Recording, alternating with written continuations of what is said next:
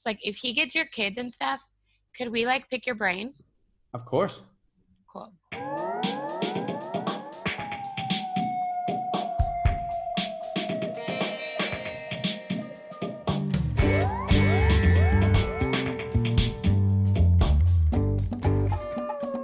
Hey there, and welcome to a brand new episode, a very special episode of the More Than English podcast. I am your host, Jesse, helping you in the classroom, and I'm really excited today because I have a teacher here that will share fantastic, wonderful ideas for you teachers of young learners.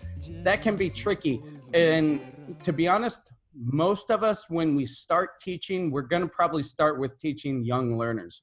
That's just kind of the industry. So we're going to give you some actionable tips and things to take with you to the classroom to control the class, to bring fun games and bring good energy into the classroom. So let me share with you today our special guest.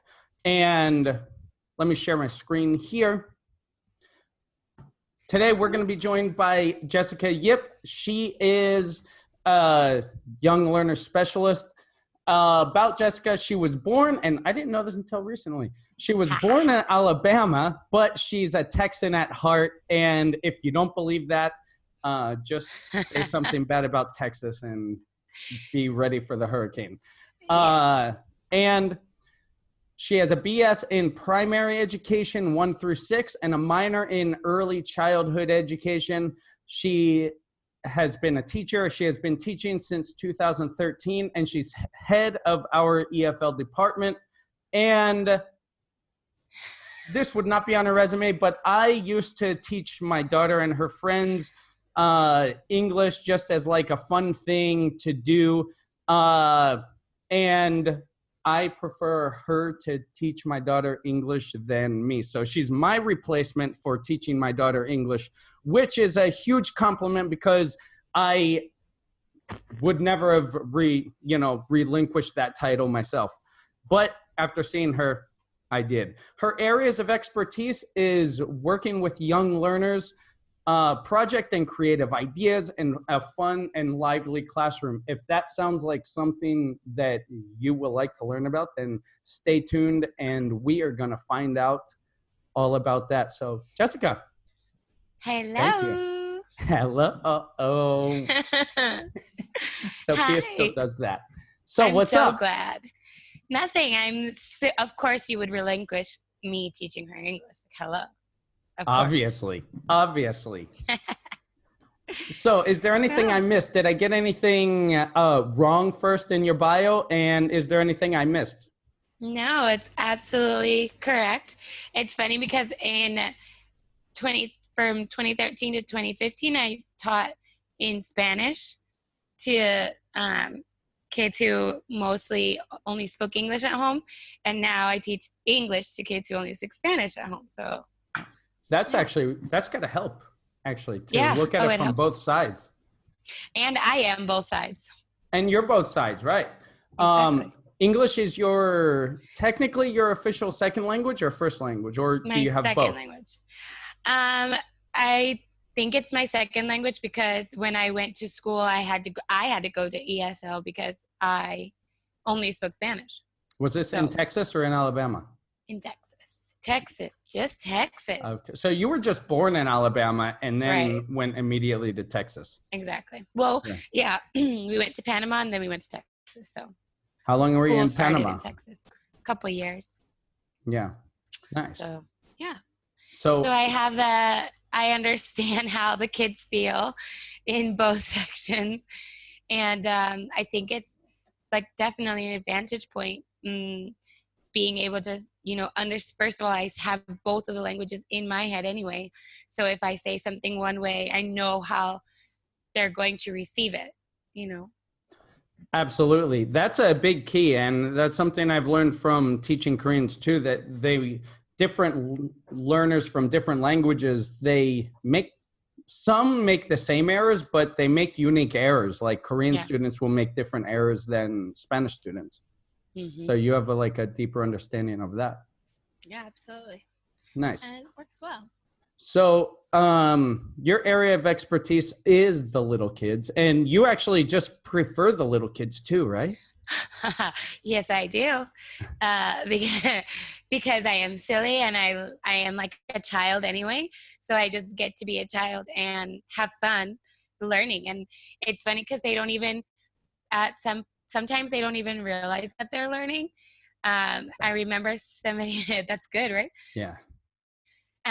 Somebody said, "What happens when Miss Jessica comes?" And a kid goes, we play games. And I was like, no, that's not what happens, dude. But in the end, that is what happens. But they don't realize that they're doing it all in English and that they're growing in English. So Oh, totally. I guess Learning. he was right. That's kind of what I'm directing the activities on Sweed Academy towards, is like kind of the idea of learning without knowing it, you know. That's absolutely Teaching without teaching. way. That's the best way. That's kind of what we do when we also, if you go on any YouTube rabbit trails, right? If you go on like an education thing, like infographics is a big one. I don't know if you know that channel, but it takes like a different topic, like the top 5 most dangerous psychopaths in we'll go from young learners to psychopaths, right? Jesse. But, I better not get you started on that, but like that's something that's fascinating to more people than I think I realized before. But you learn so much about that without even realizing you're learning it, and taking that to the classroom. And then you apply it to your everyday life, and then you're like, hey, I didn't know that I knew this. Like, totally. And if we can do that to our students, that's golden. Yeah. It makes you feel good. It makes you feel good when, for example, like I say hello and I say hi, and to the older kids I say what's up, like with a peace sign, and then but that's in the school environment. And then when you're walking down the street in town and you see a kid whose natural instinct is to say hola, and they say what's up, or they say hello, it's like, oh, you remember, that's how you talk to me, that's how you speak English, because that's how we do it in the classroom. It's natural to you. And like things that become second nature, that like to your former students, that when you say good job, they'll be writing good job, and they just do that automatically, They literally drop their pens and go, totally they in just the middle give of writing high fives. Yeah. Mm-hmm. I didn't even work with them. I remember I taught the 3rd graders, and I'd say, good job. And they would literally, like you said, drop your pens and then pick up their pens and continue writing. Yeah. That's one of the things that I absolutely love, because it's positive, like reinforcement. I didn't buy anything. I don't have to print anything. And it's so much like, it's like emotional. They are the only ones that got a good job, and they do an action according to what I say. And it's like, I did something good, and then they just want another good job. It's free. It's just verbs. Like, and so it's feeling. I don't know. Yeah, absolutely. And they really like it. And it's just something that you're encouraging. You're like, how do you say, and then here comes my don't know which word to use in which language. But it's like self-esteem.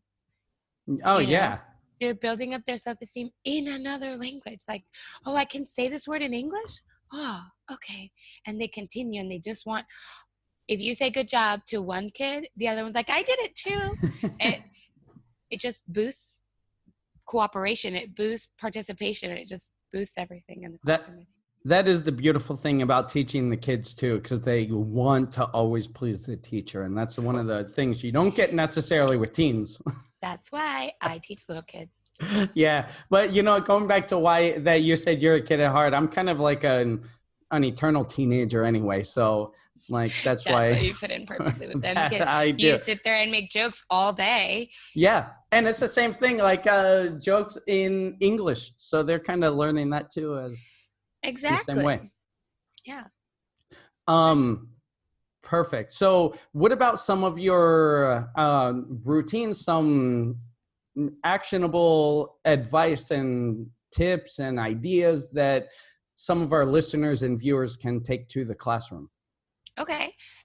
So first of all, I think the most important thing in any classroom, infantil, primary, or high, like secondary, is establishing a routine, like immediately walking into the door. My kids, like I don't know if it's my like Latino culture or even the Spanish culture or just also the American culture, like you must say hi to someone, you must greet people. So in my classroom, whether it's like walking in the door, we fist pump and I say, what color do you want to hang your backpack on? Or we have another way, we say good morning with a elbow, with a dance, with a hug, one of those things. Or I just walk in the class or dance into the classroom like, hello, just we're here. And then Is this yeah, as the students are shuffling in? Like it the depends. routines start then, or Oh, are they yeah. already in the The classroom? routines start when you pick up your kids. Routines start if you pick up your kids and go to the classroom, that's already a routine. If your kids are already in the classroom and you come in after another teacher, the way you come in and how they transition from the other teacher to you, that's a routine. And for me, those are like the most important parts because it establishes the atmosphere, the environment, and it's English time. I'm just gonna give two quick examples. If I'm picking up my kids, I pick up my kids and I'm like, hello, it's time for English, and so they make a line, and then we go to the classroom, and they don't walk into the classroom without me. I stand in the door,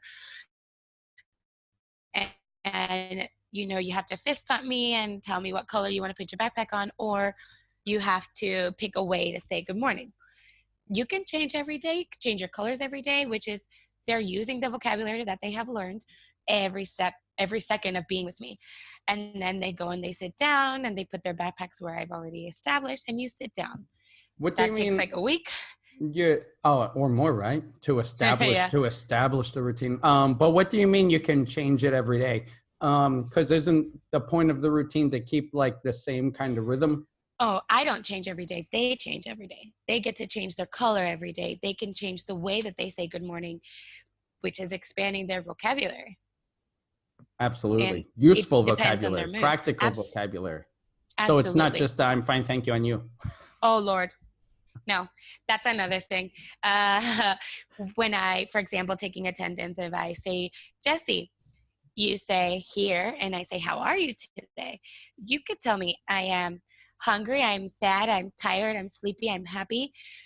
Again, comes after 2 to 3 months of listening to the hello, how are you song. And then slowly but surely they understand the different feelings and how to express ourselves. And then it becomes a routine. How do you feel today? Blah, blah, blah. And if they say, I'm hungry, and I say, oh, what are you hungry for? Broccoli? No. Are you hungry for a sandwich? No. What do you want?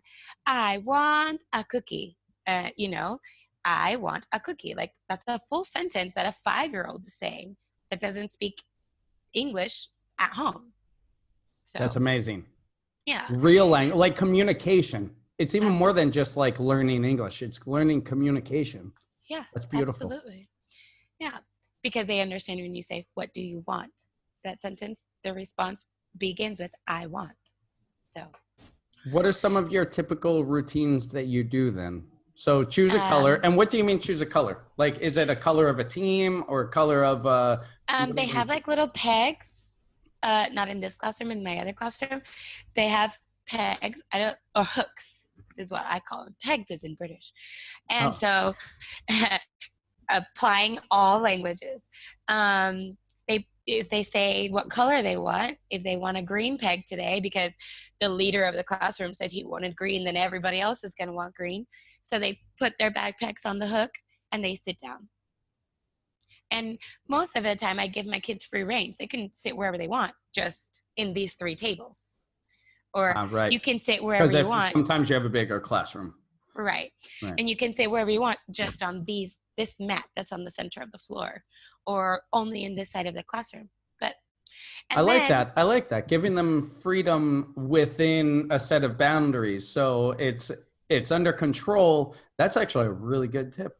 They're under Even control, this, but they have a boundary, but they have exactly. their own freedom. This goes for big kids too. For like, if you have to give an exam, if you say, all right, guys, it's time for an exam, that's nobody wants that. But if you say, we're going to do an exam and you can choose to use a pencil, a marker, or a pen. They forget that they have to make an exam they forget that they have to take an exam, and they're like, ooh, do I want to use a marker? Do I want to use a pencil? Do I want to use a pen?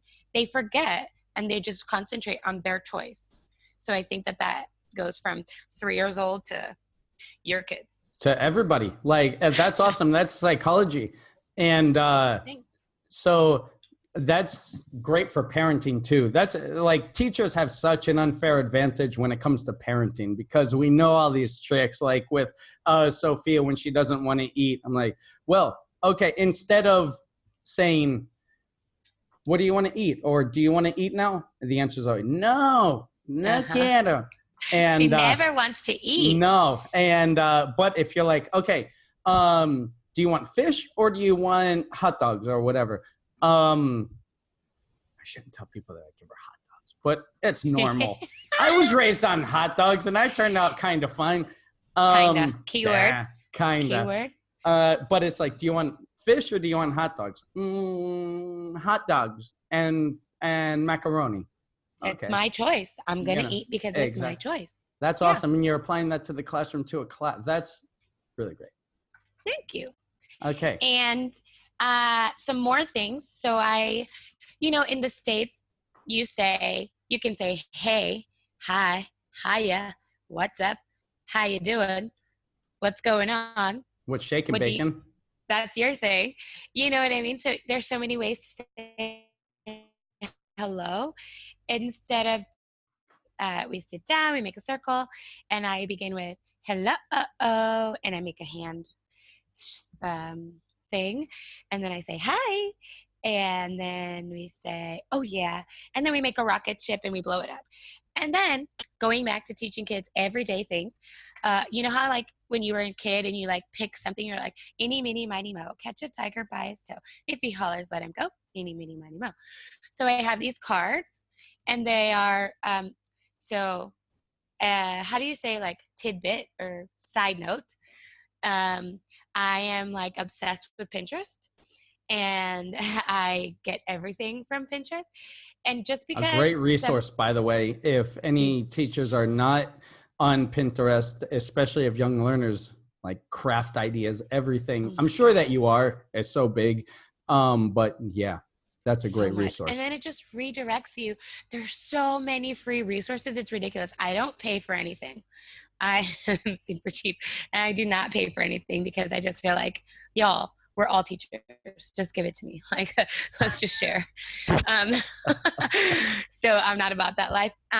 But for example, so teachers, like, we have to be able to adapt. So I got these, they're called actually like spelling champ cards. So it's for older kids that they have to do spelling tests and spelling bees and whatnot. And so the teacher like made this whole super awesome, like different way to say, like to spell a word. For example, this one that's like fly like a bird. You must flap your arms like a bird. Each time you flap, say the letters in the word. Flap quickly when you say the word. My kids can't spell. So I put these in a little, like I put the cards spread out and we choose eeny, meeny, miny, mo. Timeout. I do the eeny, meeny, miny, mo for like 3 months. And then I pick a kid who's like positive behavior, the best one that's been sitting down. I'm like, oh, can you come sit with me? Do you want to help me do eeny, meeny, miny, mo? And what they're doing is listening to me, learning it, because they are the ones that are picking out the card. And then everyone else is like, oh, I need to learn how to say it because maybe tomorrow she's going to pick me. And then my kids know eeny, meeny, miny, mo. So either way, you pick the bird card and you say, hello, flapping your wings, you know? And so it like just changes exactly like a bird. So you do that according to different words on the vocabulary card. Absolutely. So even though it's for spelling, I don't use it for spelling, or I can use it for whenever, you know, second graders and third graders have to read a paragraph. it gets boring after a while. So if you read it like a motorcycle, like, it's time to do blah, blah, blah, then they're like excited about it and they want to see if they understand their classmate, like what they're saying, you know? This is great. So using different, like different voices, different to teach vocabulary and your target language that you're doing. And so you're kind of teaching two things at once. Exactly. One thing when I was early on in my career, when I first heard of routines, I kind of, well, I didn't know what it meant. Like, I know what the word routine means, but like, what does that mean in the classroom? You know what I mean? Yeah. And so, and one thing I got hung up on, and maybe some young teachers are thinking the same thing, is routines are just routines. So we do that before we get into the content. But that's not really what it is it? It's more than that. It's definitely, so routines goes into behavior management, into having a smooth classroom. There are many, like everything you do during your classroom time is a routine. The way your kids ask you to go to the bathroom, the way your kids get a pencil, the way you pass out paper, the way your kids get a book, everything. So if you want to have a smooth running classroom, it's kind of like, it's good for me because I'm super obsessive with like organization and like control. For example, getting a pencil. You do not get up out of your seat to get a pencil. If we're going to do an activity, I give you a pencil or an assistant gives the pencil. All routines must be modeled and must be explained first 2-3 weeks to a month of school. And then you will notice that you no longer have to, if you have kids that, if you have a section, a table away and it's time to work, you say you may now go get a pencil, and you have established that line 1 goes to get their pencils first, then line 2 gets their pencils. Your kids don't need you to be on top of them, because when the last person from line 1 goes, the first person from line 2 is like, it's my turn. Then they go. You know, it's an established routine. And they follow this eventually. Exactly. By themselves, automatically. Exactly. How long does that take? Like 2 months, you said, around? 2 to 3 months. Yeah. Depending on how old they are. You know, I don't know where it must have been a TED Talk. It must have been in a professional development somewhere. But the way I knew it was so important was because a teacher had, like I have, you walk in and you choose a color. You walk in and the teacher says your name. You say how you're feeling. You say good afternoon, and then you sing the song and you go to your seat. My kids know that. We don't do anything before that.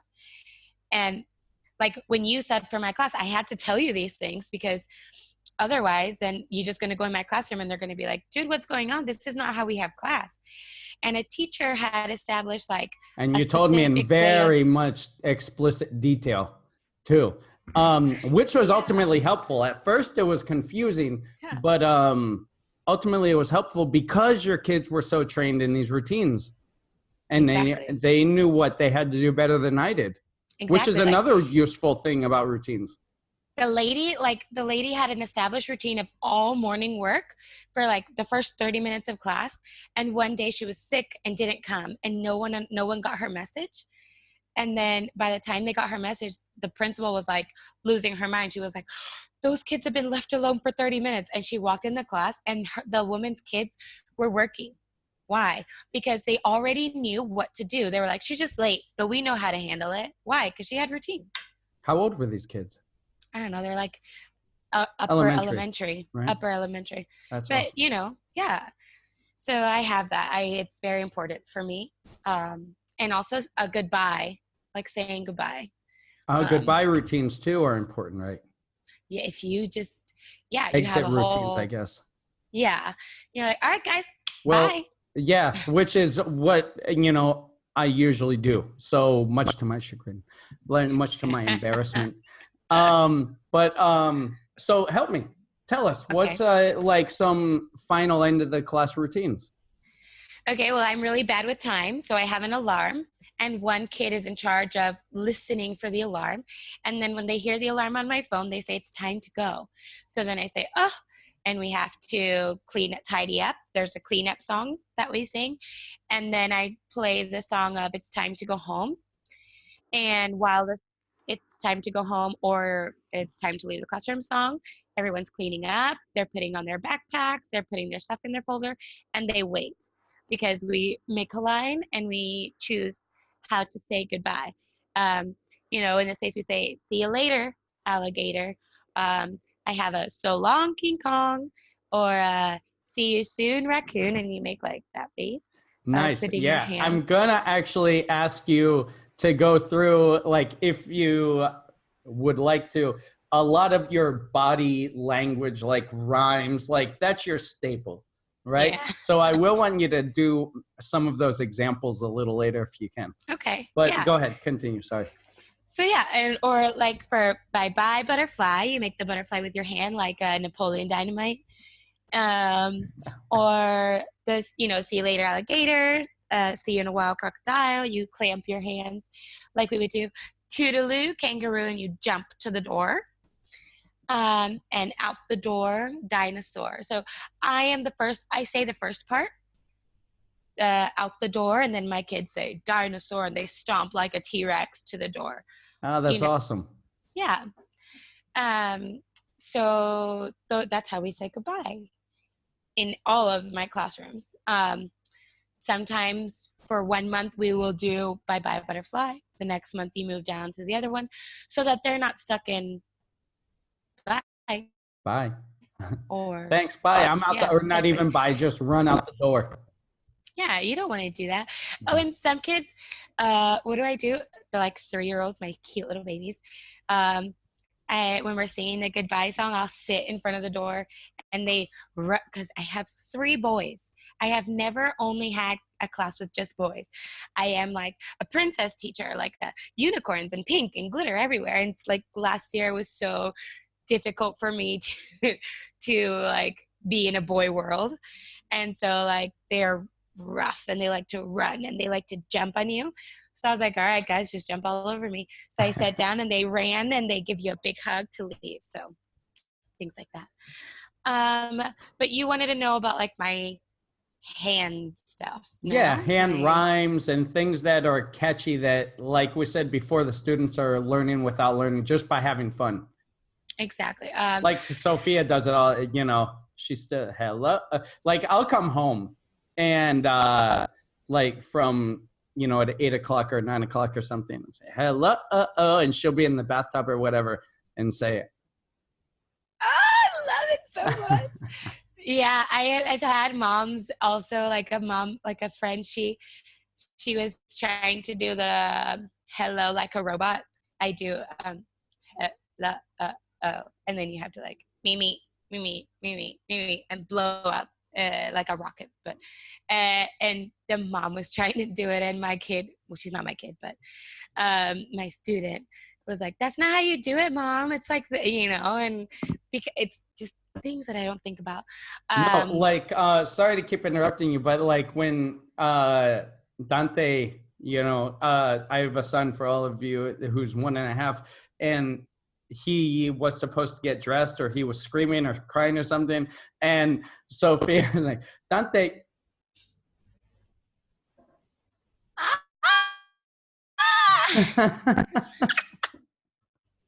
put her finger on her mouth and raised her hand, and I said, that's Jessica. That's from Jessica for sure.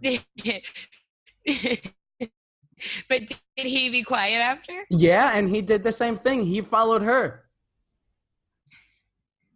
Yeah. So like another thing we do is catch a bubble. I've seen you do that. That's what is catch a bubble? It's a different way to say be quiet, because if they have a bubble in their mouth, like, when you catch air and you make your cheeks big like a chipmunk, I don't say be quiet. I say, if I want them to be quiet, I say 1, 2, 3, catch a bubble. And if I don't say when I'm catching my bubble, they don't know that I made a bubble, because it doesn't make a sound. So when I want them to be quiet, I say 1, 2, 3, catch a bubble. And they do. Exactly. Good job. And so eventually your kids will say it to each other.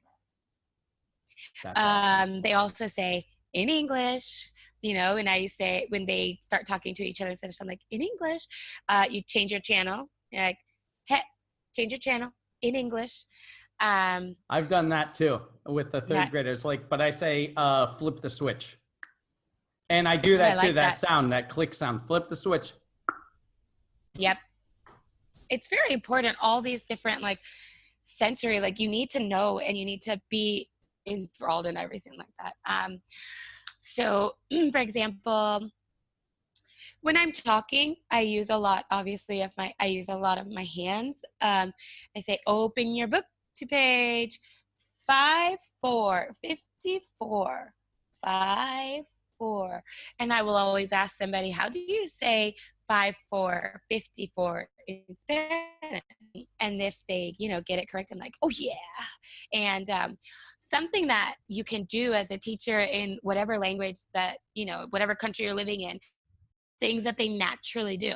So my kids, for a long time, when they would get something right, they would be like, toma ya. And I'm like, what are you saying? Like toma ya. And I observe, you observe for a while, you let Spanish run a little bit, and you observe and you're like, okay, he's proud of himself. So how do I say toma ya in English? So then I'm like, oh yeah, I did it or something. So then the next time I hear a kid say toma ya, I'm like, hey, why don't you say, oh yeah? And then I'll have them repeat it. And then I'll make it a thing for a long time. And then after a while, I'll just forget and then say it again. And the kids will just be like, oh yeah. And they'll do it alone. The good job is you give yourself a high five like this. You can't see me. And I established that it's above your head. Some kids do it here. And I'm like, is that a good job though? Be proud of yourself. Come on. And then you make it go higher. You can say dynamite, and then they have to go like fireworks.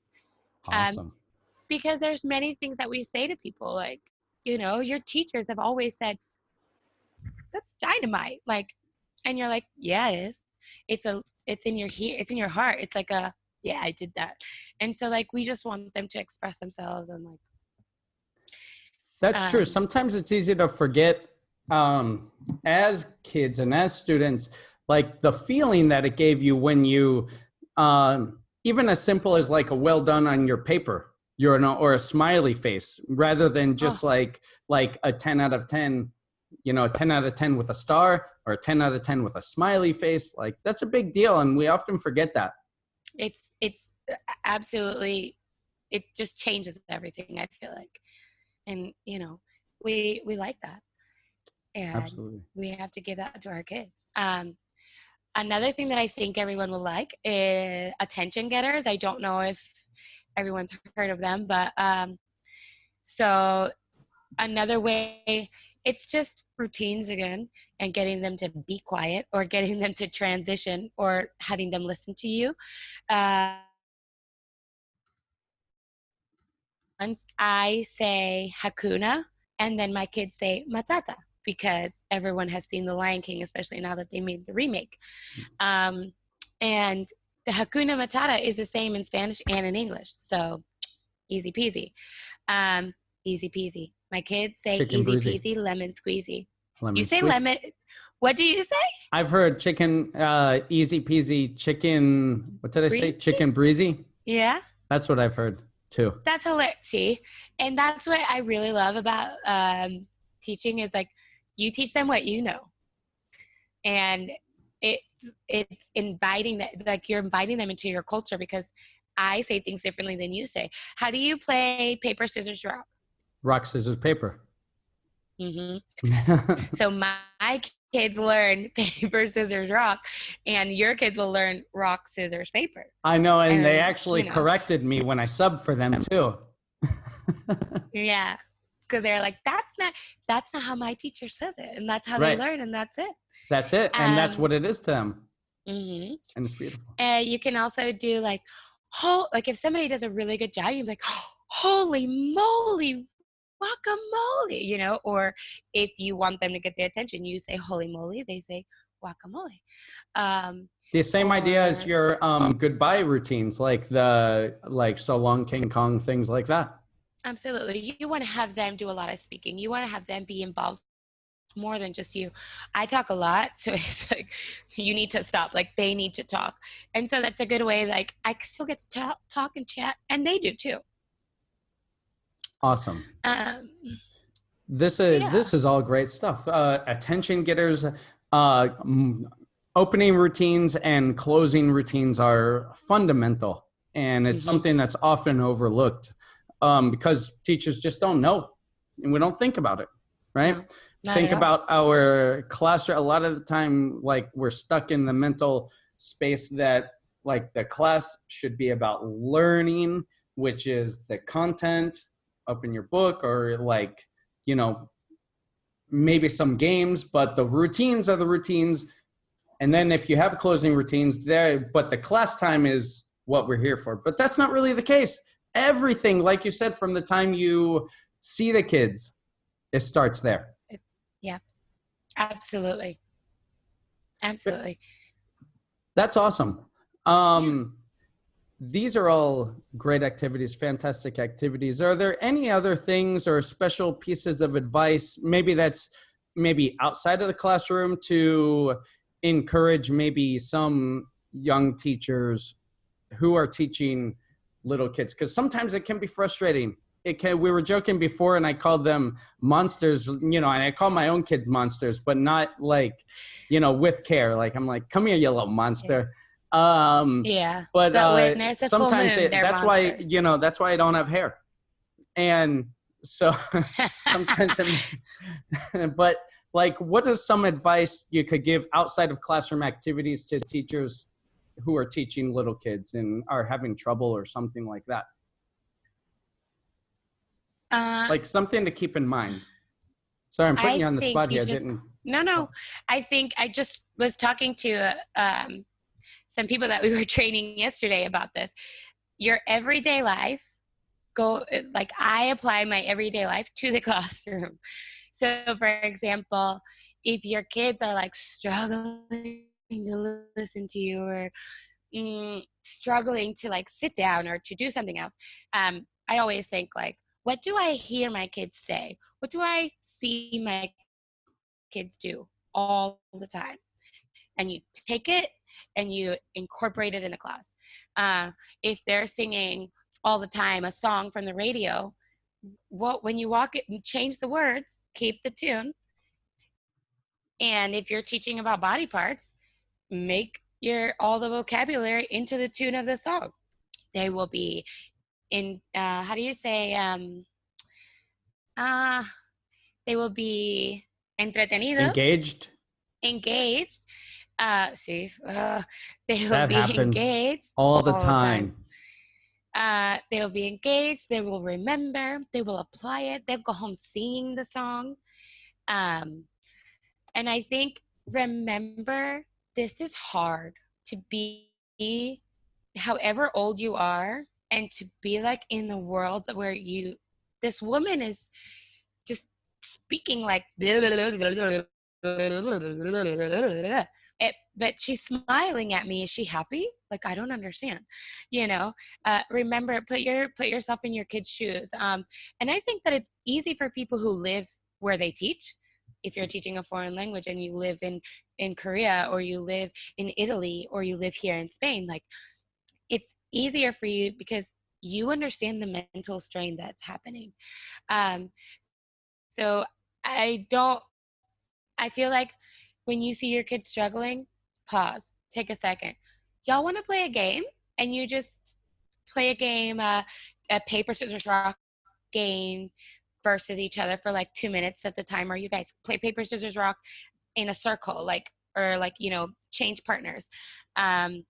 You can switch up your activities. Like if you have 3 days or 3 consecutive hours of book work, then change it up. Use a vocabulary, do a game like 4 corners, around the world, team competitions, things like that. And just let them be kids sometimes and That's awesome. ask them what they want to do. Yeah. That's awesome too. Ask them what they want to do. That's really a great piece of advice. After you've given, like, if you've done like a list of 7 activities that they know, for example, like 4 corners, swap the word, I don't know, like, you know, the one that we played in after school, where you have to hop on the vocabulary word or the flashcard, and when you meet someone, play paper scissors rock and you lose. Play that game. Play stand on your chair like your friend. Stand on your chair, ask them questions, type of things. And then you say, what do y'all want to do? Do you want to do this game, or this game? Again, goes to choices, but within your comfort zone, what you want them to do is my opinion.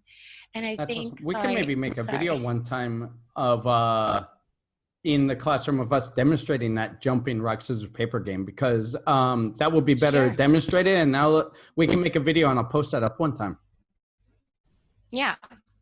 And I think, like, so when our kids are going crazy and whatnot,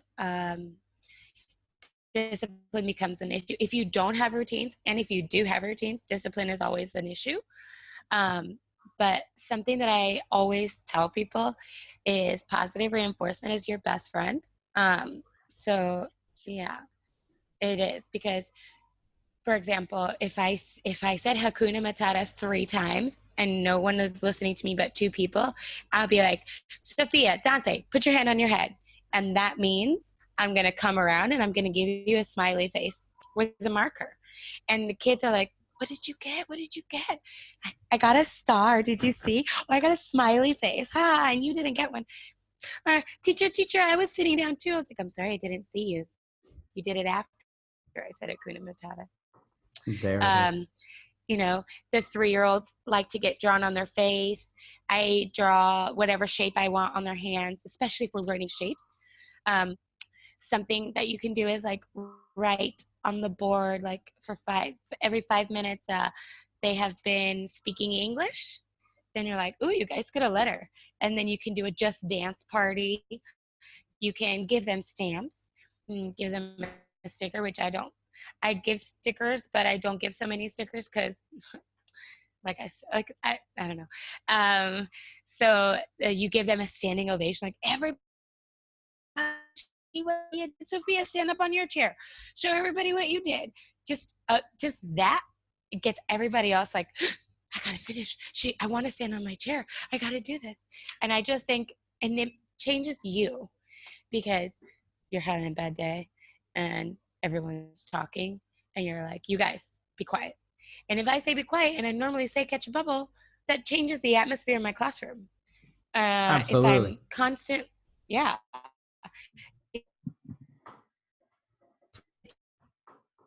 You sit down, that changes the atmosphere in the classroom.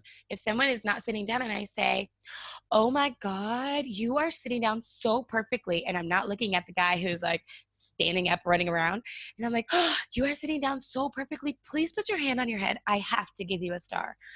Awesome. They're like, what? Somebody else is getting praise? You know.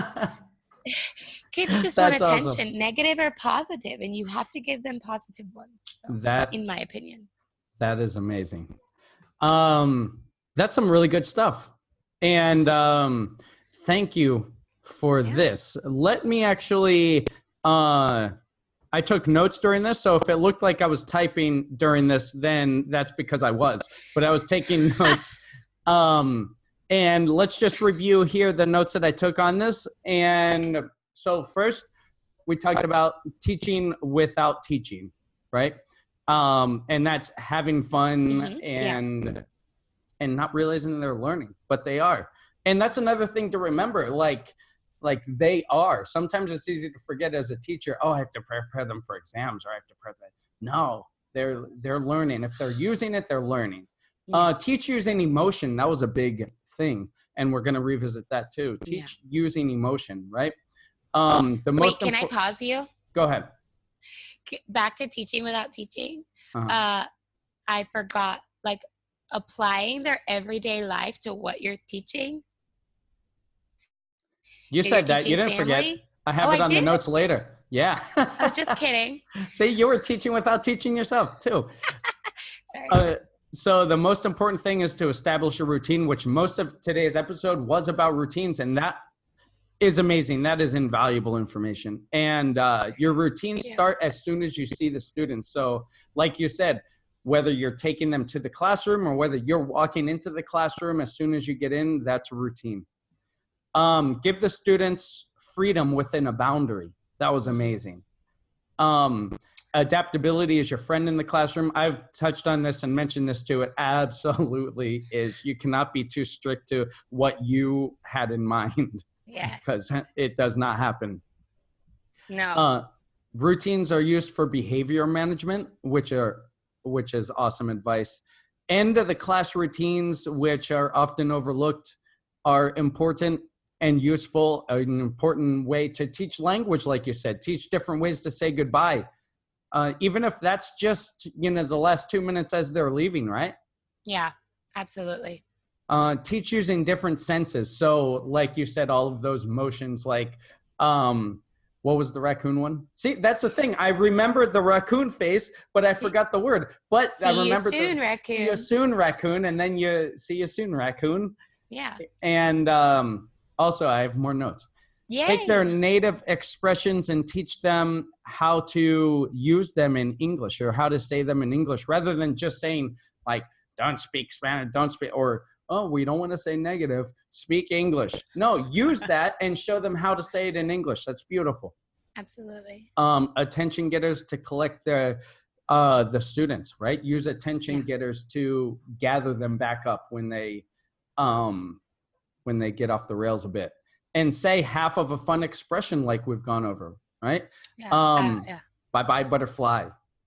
Out the door, dinosaur. I'm just remembering them right now. Yeah. So long, King Kong. Yeah, that one's fun. That always takes the cake. They just want to pound their chest. And in the middle of the classroom, like you said, da-da-da-da-da. I'm loving it. That's it, right? I remember that one from you. We didn't talk about that one today, but now they got it.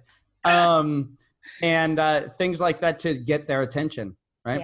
Yeah. Incorporate their interest into the classroom. Understand that your kids understand emotion, right? Like you said, like they're just, this person not from here is saying blah, blah, blah, blah, blah, blah, blah, blah, but they make me feel good. Yeah. She's smiling at me. She's smiling and now I'm smiling. And positive reinforcement is your best friend, and that's that, as we say. Yes, but hold on. So sorry. The whole,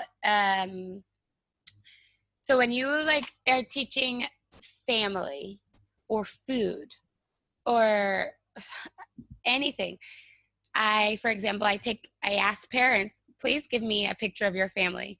And then the kids go around and they're like, this is my mom. This is my dad. This is my things like that. Or for breakfast, I had the same thing every day, toast with tomato. But it's an everyday life thing. And we live this everyday life too. So we can, think all right, maybe I can use this for this.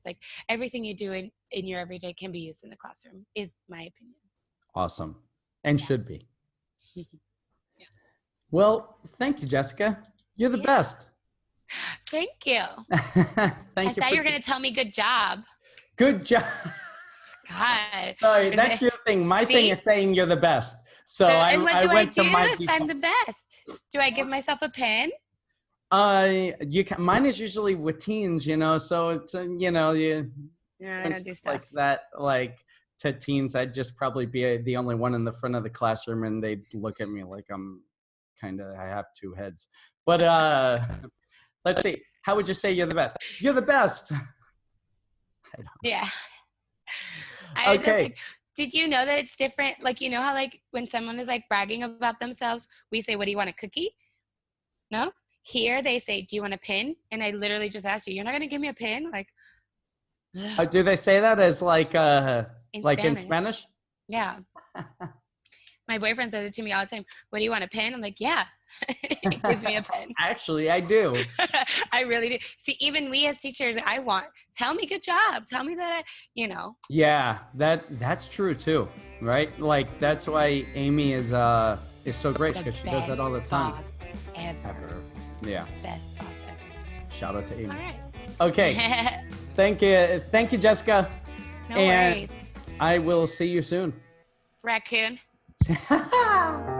Hey guys, I'm sitting here with my daughter, Sophia. She's recording this, and I just want to thank you for watching this video. If you like it and you want to see another video like it, then right next to me, you can click another video for a fun lesson idea or a teaching tip. And don't forget to subscribe and click the bell so you get new videos every week.